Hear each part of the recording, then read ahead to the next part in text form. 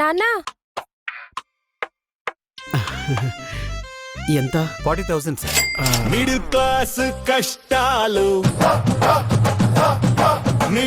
AC ఎంత? ఎంత? Middle class కష్టాలు. ఎంత?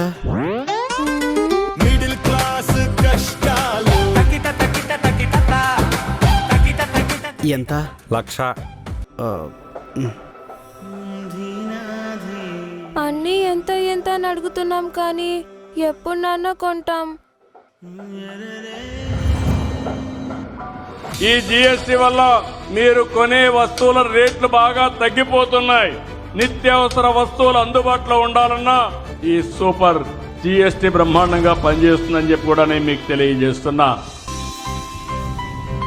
మిడిల్ క్లాస్ ఇష్టాలు. మిడిల్ క్లాస్ ఇష్టాలు.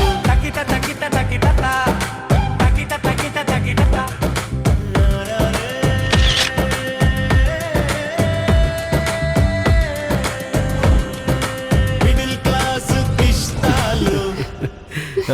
ఎంత? ఆ?